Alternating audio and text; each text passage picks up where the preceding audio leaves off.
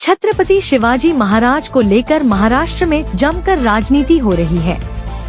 राकांपा SP नेता जयंत पाटिल ने शिवाजी महाराज को लुटेरा करार दिया, तो वहीं श्री राम जन्मभूमि तीर्थ क्षेत्र ट्रस्ट के कोषाध्यक्ष स्वामी गोविंद देव गिरी महाराज ने दावा किया कि शिवाजी महाराज ने प्रवर्तन निदेशालय ईडी की तरह जबरन वसूली की थी।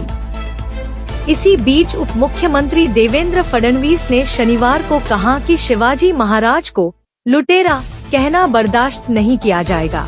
फडणवीस ने यह बात राकांपा एसपी नेता जयंत पाटिल के उस दावे के एक दिन बाद कही, जिसमें कहा गया था कि मराठा शासक ने स्वराज्य के विस्तार के लिए सूरत से जबरन वसूली करने की कोशिश की थी।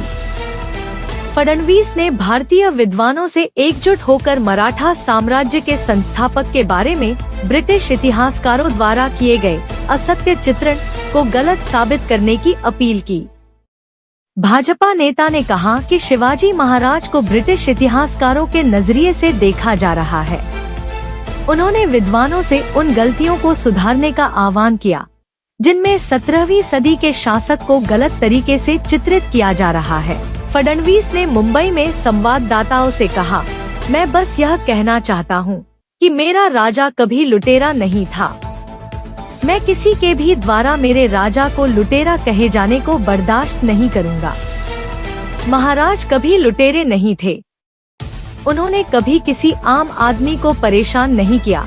विपक्षी महाविकास आघाड़ी एमवीए पर निशाना साधते हुए फडणवीस ने कहा कि जिन नेताओं की सरकार को जबरन वसूली करने वाली सरकार कहा जाता है, वे केवल जबरन वसूली के बारे में ही सोचेंगे।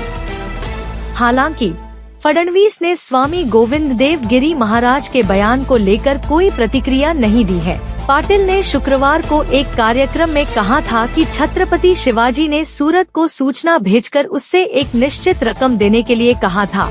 उन्होंने कहा कि शिवाजी महाराज को उनके द्वारा मांगी गई रकम नहीं मिली थी, बल्कि मुगलों ने मराठा शासक पर हमला करने के लिए एक दूत भेजा। बाद में उस दूत की हत्या कर दी गई। पाटिल ने दावा किया था कि इस घटना के कारण शिवाजी महाराज ने सूरत को लूटा था। एजेंसी इनपुट के साथ